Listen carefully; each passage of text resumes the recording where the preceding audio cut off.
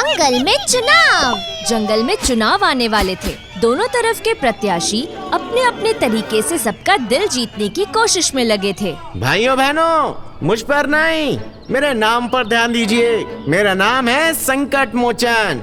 अरे मैं तो धरती पर आई हूँ सबके संकट को दूर करने। बस ये जो चुनाव आ रहे हैं, इसमें वोट देकर आप हमें जिता दीजिए। वो अपने दोनों हाथ जोड़ जोड़ के सबके सामने झुक झुक के नमस्कार करने लगता है। अरे बिल्लू कहाँ है? अरे भाई वो कंबल और स्वेटर कहाँ है जो हमें सबको देने के लिए लाए थे? जल्दी लाओ। देखो जब तक ये लोग नहीं पहनेंगे मैं भी नहीं पहनूंगा। हाँ। वो ऐसे ही चिकनी चुपड़ी बातें करता रहता है और सबको दिखाने के लिए बिना चप्पल पहने कंबल और स्वेटर बांटने लगता है।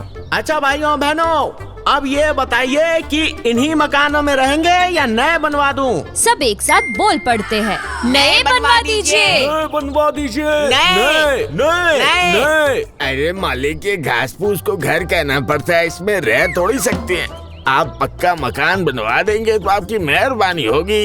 ये कहते कहते सब उसके पैर पकड़ने लगते हैं। अरे भाई साहब, ये सब मत कीजिए। मैं भी आप जैसा ही हूँ। मेरे तो 2 हाथ और होते तो मैं तो 4 हाथों से दया पुण्य करता। पर याद रहे, वोट मुझे ही देना।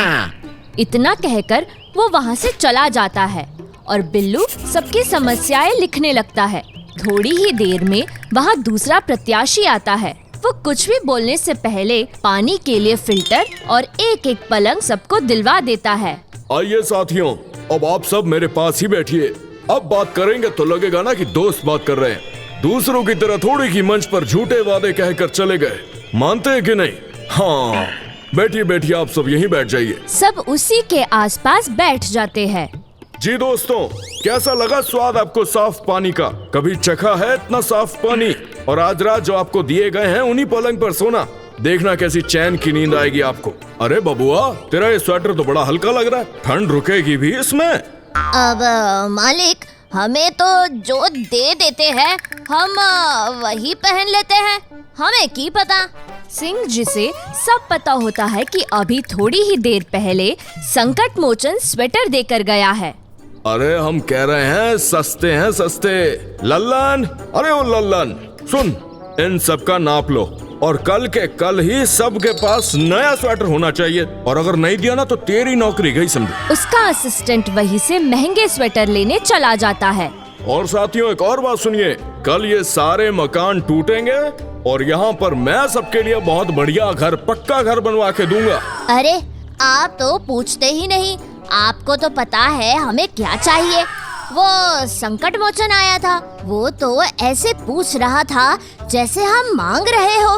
बस यही तो फर्क है अपने और पराये में। चलिए अब मैं चलता हूँ। और हाँ, एक और बात, अगर सही लगे तो वोट हमें ही देना, बाकी हम तो हैं आपकी सेवा में तत्पर। दोनों अपने अपने तरीके से वादे करके चले जाते हैं। गांव वाले भी सोच में पड़ जाते हैं कि किसको वोट देना चाहिए।